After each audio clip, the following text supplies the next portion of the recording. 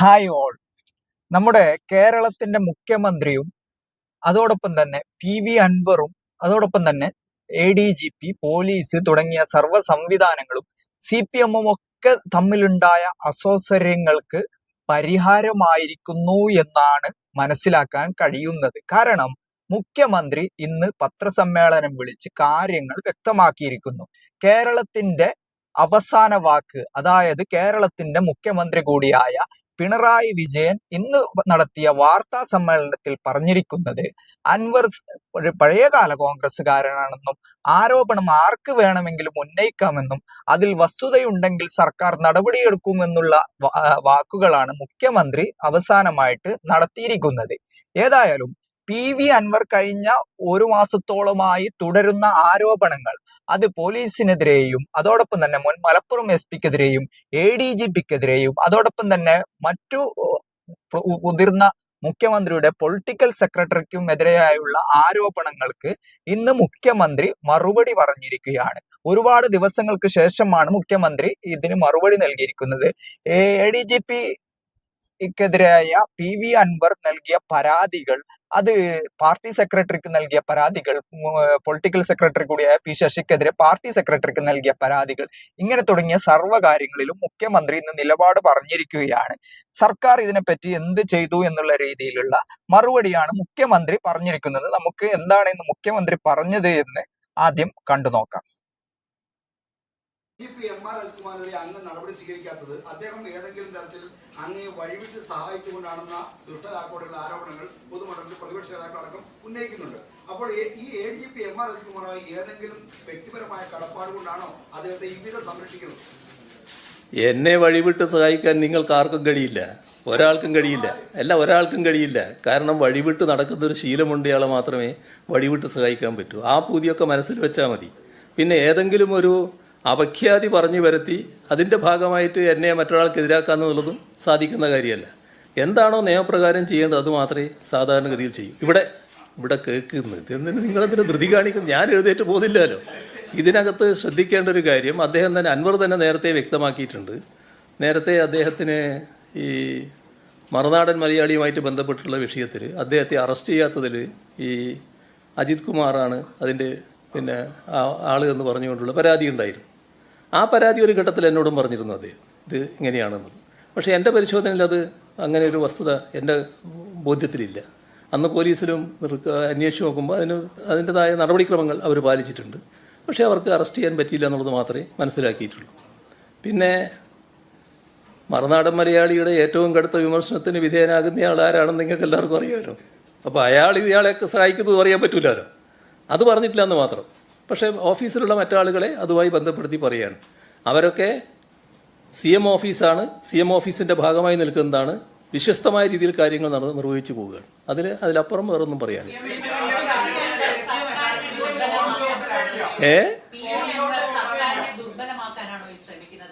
ആവർത്തിച്ചുള്ള പരസ്യമായ വെളിപ്പെടുത്തലുകൾ ഇന്ന് മുഖ്യമന്ത്രി മാധ്യമങ്ങളെ കാണുന്നതിന് കുറച്ചു മുമ്പ് അദ്ദേഹം വീണ്ടും വളരെ ഗുരുതരമായ ആരോപണങ്ങൾ ADGP-ക്കെതിരെ ഉയർത്തുന്നു. അപ്പോൾ ഈ രീതിയിൽ നിരന്തരമായ അദ്ദേഹത്തിന്റെ തുടർച്ചയായി പറഞ്ഞുകൊണ്ടിരിക്കുന്നതിന്റെ ഭാഗമായിട്ടാണ് ഞാനും ഇങ്ങനെ പറയുന്നത്. ഇനി വേണമെങ്കിൽ ഞാനും തുടർച്ചയായി പറഞ്ഞുകൊണ്ടിരിക്കും. ഇവിടെ നിർത്താം, നമുക്ക് ഇവിടെ നിർത്താം. ഇവിടെ ഫോൺ ചോർത്തലിന്റെ കാര്യം ഗൗരവമായി ഉന്നയിച്ചിട്ടുണ്ടല്ലോ. ആ ഉന്നയിച്ച കാര്യം പരിശോധിക്കുമെന്ന് ഞാൻ പറഞ്ഞില്ലേ? ഞാൻ പറഞ്ഞല്ലോ, ഏത് ആരോപണവും ആർക്കും ഉന്നയിക്കാമല്ലോ. ആരോപണത്തെക്കുറിച്ച് ഞാൻ ഈ കസേരയിൽ ഇരുന്നു കൊണ്ട് ഒരു മുഖ്യമന്ത്രി എന്ന നിലയ്ക്ക് ഒരു അഭിപ്രായവും പറയുന്നത് ശരിയല്ല. അത് സാധാരണ നിലയ്ക്ക് ചെയ്യാൻ പാടില്ലാത്തതാണ്. അത് ഗൗരവമായി അന്വേഷിക്കട്ടെ, ആ അന്വേഷണത്തിൻ്റെ ഭാഗമായി വരട്ടെ. അല്ല ഞാൻ പറഞ്ഞത് ആധികാരികമായ ഒരു റിപ്പോർട്ട് എൻ്റെ കയ്യിൽ കിട്ടിയത് കൊണ്ടാണ്. സ്വർണ്ണക്കടത്തുമായി ബന്ധപ്പെട്ട കാര്യം അത് പോലീസിനെ നിർവീര്യമാക്കാനാണ് എന്ന് പറയുന്ന ആ റിപ്പോർട്ട് ശരിയായതുകൊണ്ടാണ് നിങ്ങളുടെ മുമ്പിൽ നിങ്ങളിലൂടെ നാടിനോട് ഞാൻ പറഞ്ഞത്. അത് നാട് അറിയേണ്ടതായിട്ടുണ്ട് എന്നുള്ളത് കൊണ്ടാണ്. മറ്റു കാര്യങ്ങളൊന്നും ഞാനിപ്പോൾ പറയില്ല, കാരണം അത് പരിശോധനയ്ക്ക് ശേഷം തീരുമാനിക്കേണ്ട കാര്യമാണ്.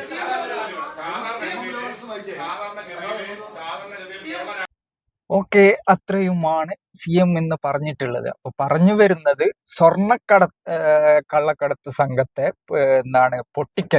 സ്വർണം പൊട്ടിക്കൽ പരിപാടിയാണ് അൻവർ ഉന്നയിച്ചിട്ടുള്ള ഒരു ആരോപണം. അതിൽ വസ്തുതയില്ല എന്ന് കേരളത്തിന്റെ ആഭ്യന്തരമന്ത്രി കൂടിയായ മുഖ്യമന്ത്രി പറഞ്ഞു കഴിഞ്ഞു. അപ്പോൾ അൻവറിന്റെ ആ ആരോപണത്തിൽ ഇനി എന്താണ് ഒരു പ്രസക്തിയുമില്ല എന്ന് വേണം മനസ്സിലാക്കുക. കാരണം ആരോപണങ്ങളുടെ പരിധി കഴിഞ്ഞു. ഇനി അൻവറിന് അക്കാര്യത്തിൽ എന്തെങ്കിലും ചെയ്യാൻ പറ്റുമെന്ന് തോന്നുന്നില്ല. കാരണം കേരളത്തിന്റെ അവസാന വാക്കാണ്. പാർട്ടിയെ സംബന്ധിച്ചും പിണറായി വിജയന് മുകളിൽ ഇപ്പോൾ പാർട്ടി അല്ല ഉള്ളത്, പാർട്ടിക്ക് കീഴിലാണ് പിണറായി വിജയന് കീഴിലാണ് പാർട്ടി ഉള്ളത്. അപ്പോൾ കേരളത്തിന്റെ മുഖ്യമന്ത്രി കൂടിയായ പിണറായി വിജയൻ പറയുന്നു ഇത് പോലീസിനെ നിർവീര്യമാക്കാനുള്ള ആരോപണങ്ങളാണ് ഇടതുപക്ഷ MLA കൂടിയായ PV അൻവർ നടത്തിയിരിക്കുന്നത് എന്ന്. ഇനി മറുനാടൻ മലയാളിയുടെ സാജൻ സക്രിയയുമായി ബന്ധപ്പെട്ട പരാതിയിൽ അദ്ദേഹത്തിനെതിരെ പോലീസ് നടപടിയെടുക്കാത്തത് ADGPയുടെ താല്പര്യപ്രകാരമാണ് എന്നുള്ള ആരോപണം. അതിലും കഴമ്പില്ല. പോലീസ് യഥാർത്ഥത്തിൽ കാര്യങ്ങളൊക്കെ നിയമപരമായി ചെയ്തിട്ടുണ്ട്. പിന്നെ മറുനാടൻ മലയാളി എന്നെയൊക്കെയാണല്ലോ ഏറ്റവും കൂടുതൽ വിമർശിക്കുന്നത്. അപ്പൊ ഞാൻ അവരെ സഹായിക്കോ എന്നുള്ള രീതിയിലാണ് കേരളത്തിന്റെ മുഖ്യമന്ത്രി മറുപടി പറയുന്നത്. ഇതിനൊക്കെ ഉത്തരങ്ങൾ കേരളീയ പൊതുസമൂഹത്തിന് മുമ്പിലുണ്ട്. മറുനാടൻ മലയാളിയുടെ വിഷയത്തിൽ കേരള പോലീസ് കൈക്കൊണ്ടിട്ടുള്ള നടപടികൾ അല്ലെങ്കിൽ മറ്റുള്ള കാര്യങ്ങളൊക്കെ കേരള പൊതുസമൂഹത്തിന് മുമ്പിലുള്ളതാണ്. അപ്പോ അത് അവിടെ എന്താണെന്ന് കൃത്യമായിട്ട് ബോധ്യമായിട്ടുണ്ട്. അതോടൊപ്പം തന്നെ ഈ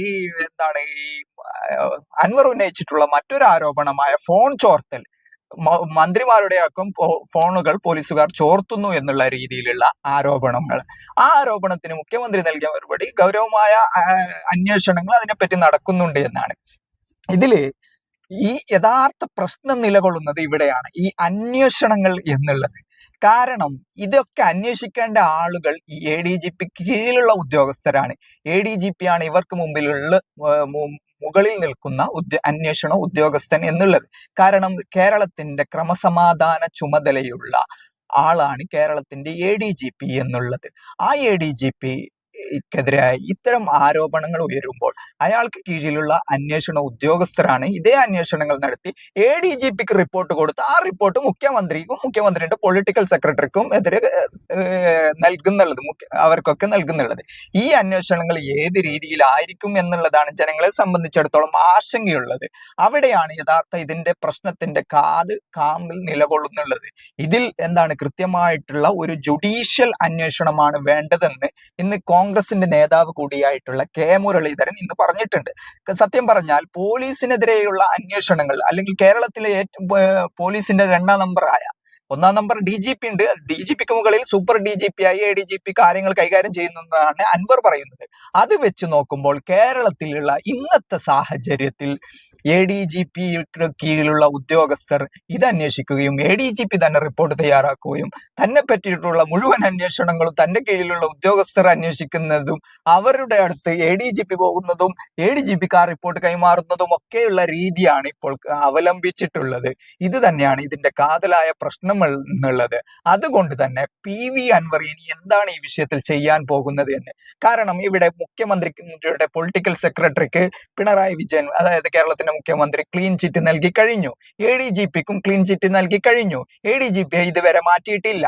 മുഖ്യമന്ത്രിയുടെ പൊളിറ്റിക്കൽ സെക്രട്ടറിയുടെ ആരോപണങ്ങളിലൊന്നും കാമ്പില്ലെന്ന് മുഖ്യമന്ത്രി ഇവിടെ വ്യക്തമാക്കിയിരിക്കുകയാണ്. പാർട്ടിക്കും മറുത്തൊരു നിലപാടുണ്ട് എന്ന് തോന്നുന്നില്ല. പക്ഷേ CPMന്റെ സാധാരണക്കാരായ പ്രവർത്തകർ ഈ സംവിധാനങ്ങളുടെയൊക്കെ ബുദ്ധിമുട്ട് അനുഭവിച്ചിട്ടുണ്ട് എന്നാണ് മനസ്സിലാക്കാൻ കഴിയുന്നത്.